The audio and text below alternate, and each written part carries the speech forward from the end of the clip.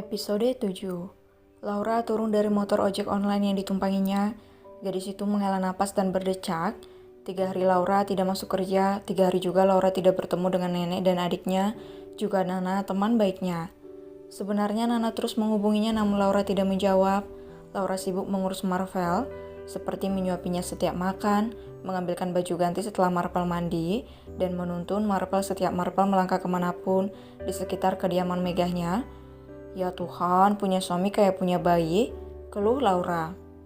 Laura menghela napas kemudian melangkahkan kakinya masuk ke dalam kafe tempat biasanya bekerja. Laura memang akan terus bekerja untuk adik dan neneknya, dan sepertinya Teddy dan Lina bahkan Marvel juga tidak keberatan. Laura baru saja meletakkan tasnya di loker saat suara berat Handoko menyebut namanya. Laura buru-buru membalikkan tubuhnya dan menunduk karena Handoko sudah berdiri di depannya. Iya Pak, saya. Kamu tidak perlu lagi bekerja di sini. Laura kaget bukan main. Dengan cepat Laura menegakkan kepalanya menatap tidak percaya pada pria pendek berperut buncit itu. Apa? Maksud Bapak apa? Kamu dipecat? Tegas Handoko. Laura menggelengkan kepalanya rasanya seperti tersambar petir di siang bolong. Meskipun Laura sendiri tidak tahu bagaimana rasanya tersambar petir. Nana yang saat itu juga mendengar ucapan tegas Handoko ikut terkejut. Nana berpikir mungkin Handoko marah karena Laura meliburkan diri selama 3 hari tanpa izin padanya. Tapi menurut Nana, Handoko tidak seharusnya langsung mengambil langkah setegas itu dengan memecat Laura. Mana tahu bagaimana keadaan nenek Laura yang memang sangat butuh perhatian dari Laura. Nana hendak mendekat namun ragu. Bukan tidak peduli apalagi tidak setia pada teman. Nana hanya tidak ingin bernasib sama seperti Laura. Pekerjaan itu sangat berharga untuk Nana. Pak, tapi saya... Tidak ada tapi-tapian Laura, kamu dipecat, silakan pulang. Setelah Handoko tidak menerima alasan apapun dari Laura. Laura menggeleng tidak percaya. Laura memang tidak lebih dulu izin pada Handoko, tapi Laura pikir Handoko tahu karena Laura juga meliburkan diri untuk menikah dan mengurus Marvel, dan itu semua adalah persyaratan dari Ariana. Pemilik kafe tempat Laura bekerja selama lebih dari 2 tahun belakangan. Pak, saya... Laura, tolong kerja samanya.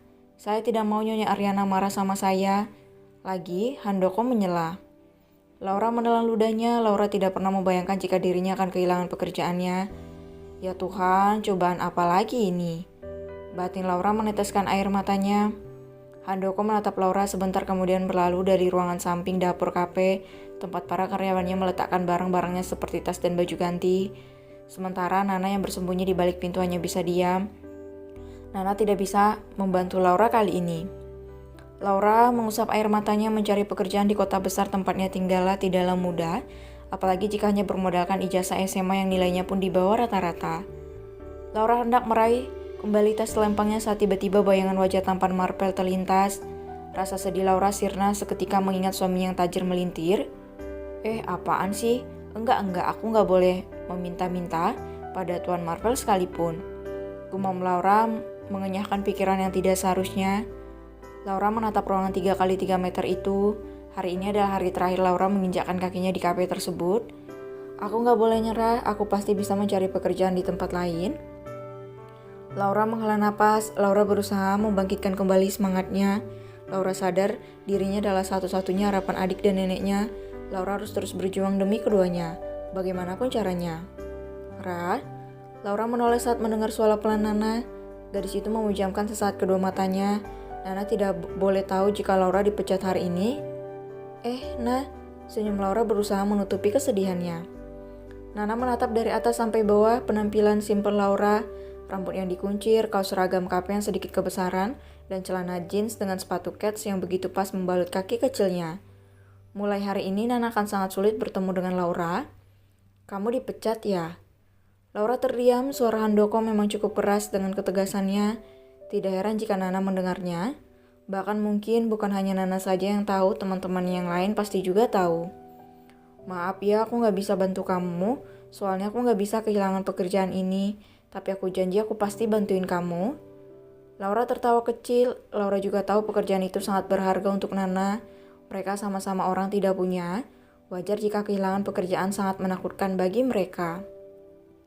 Nggak apa-apa nah, aku juga nggak mau kali kamu sampai dipecat juga sama si buncit itu. Nana menghela napas, kehilangan teman ngobrol dan teman kerja. Sedisiplin Laura mungkin akan sangat membuatnya bosan nanti. Tapi Nana juga tidak mungkin melepaskan pekerjaan itu. Mau makan apa nanti keluarganya jika Nana tidak bekerja? Ya udah, nah aku pulang ya. Laura kembali mengenakan tas selempang yang sebelumnya sudah Laura taruh di lokernya. Ra, panggil Nana pelan. Ya Nak, kenapa? Tanya Laura mengangkat sebelah alisnya bingung. Kalau aku telepon tolong diangkat ya. Kan meskipun kita nggak kerja bareng lagi, kita tetap teman. Laura tertawa mendengarnya, gadis itu menepuk-nepuk bahu Nana pelan. Sampai kapanpun juga kita tetap bakal jadi teman, kamu nggak usah khawatir. Senyum Nana mengembang, diraihnya tangan Laura yang berada di pundaknya. Nana menggenggam erat tangan Laura membuat Laura terdiam. Jangan berubah ya, tetap jadi Laura yang aku kenal, lirihnya. Laura merasakan jantungnya berdetak lebih cepat dari biasanya. Genggaman tangan Nana begitu erat, namun juga penuh kelembutan, dan Laura merasa nyaman dengan genggaman itu. Iya Nay, ya udah aku pulang dulu. Laura menarik tangannya dari genggaman Nana kemudian melenggang pergi dengan detak jantungnya seperti tidak normal. Nih jantung kenapa sih? Jangan lompat dong, aku cuma punya satu jantung. Laura menyetop ojek yang saat itu melintas di depannya, namun saat hendak naik ke boncengan tukang ojek tersebut Laura terdiam. Apa aku ke nenek aja? Laura tanpa berpikir, gadis itu terdiam cukup lama merasa dilema antara pulang ke rumah suaminya atau ke tempat tinggal baru sang nenek. Bukan tanpa alasan Laura ragu, pasalnya Laura mempunyai tanggung jawab mengurus semua keperluan Marvel. Namun di sisi lain, Laura juga merasa sangat merindukan nenek dan adiknya yang 3 hari ini hanya bisa berkomunikasi lewat telepon. Neng, kenapa bengong? Laura tersentak mendengar pertanyaan tukang ojek tersebut. Ya Tuhan, maaf Pak. Laura segera naik ke boncengan tersebut. Laura merasa tidak enak karena sudah membuat tukang ojek itu menunggunya yang sempat larut dengan pikirannya. Kemana Neng? Tanya tukang ojek tersebut. Laura memberitahu alamat tujuannya. Setelah berpikir, Laura lebih memilih untuk pulang ke rumah suaminya. Laura merasa punya tanggung jawab pada Marvel. Sudahlah, nanti aku minta izin dulu sama Tuan Marvel untuk mengunjungi nenek dan Tian. Umam gadis itu dalam hati. Di tempat lain, tepatnya di sebuah gedung pencakar langit di tengah hiruk pikuknya ibu kota, Marvel sedang melangkah dengan seorang pria yang terlihat sebaya dengannya. Pria itu tidak lain adalah asisten pribadi Marvel, pria yang sangat dipercaya dan selalu bisa diandalkan oleh Marvel. Marvel menghela napas, semua karyawannya menyambut kedatangannya tanpa menundukkan kepalanya saat berpapasan dengannya. Padahal yang mereka tahu, Marvel buta, tapi sepertinya rasa hormat mereka tetap tidak berkurang pada CEO tampan berambut coklat gelap tersebut.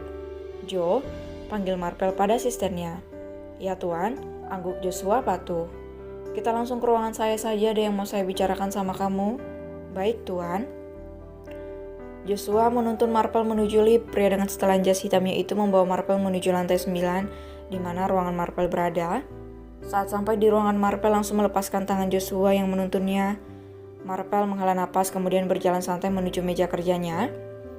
Joshua yang menyaksikan sendiri hal itu mematung di tempatnya. Setahu Joshua, tuannya mengalami kebutaan, tapi apa yang dilihatnya benar-benar di luar dugaan. Tuan, Anda? Saya tidak buta, selah Marvel. Joshua menggelengkan kepalanya, seluruh media mengabarkan tentang kebutaan tuannya, dari media TV sampai surat kabar. Dan mungkin berita tentang kebutaan Marvel sudah masuk sampai ke pelosok wilayah ibu kota. Marvel mendudukkan dirinya dengan santai di kursi kerjanya. Tangannya meraih beberapa berkasnya dan membacanya singkat. Ini rahasia kita berdua, Joe. Mama dan papa saya bahkan tidak tahu tentang ini, termasuk juga Laura, istri kedua saya. Joshua mengangguk, pria itu yakin Marvel mempunyai alasan kuat melakukannya. Joshua melangkah pelan kemudian berdiri tepat di depan meja kerja Marvel. Duduk, perintah Marvel. Ya Tuan. Joshua menurut dan segera mendudukkan dirinya di kursi yang berada di depan meja kerja Marvel. Saya yakin kamu tahu tentang Anna. Kamu juga melihat bukan waktu Anna jalan dengan pria itu? Ya Tuan. Saya mau kamu menyelidiki semuanya. Baik Tuan. Marvel melirik Joshua yang hanya diam di depannya. Selidiki dan cari tahu juga semua tentang Laura. Joshua mengernyit. Maaf Tuan, sebelumnya tapi Nona Laura. Dia dibayar oleh Ariana agar mau menjadi istri kedua saya. Selidiki semua tentang Laura.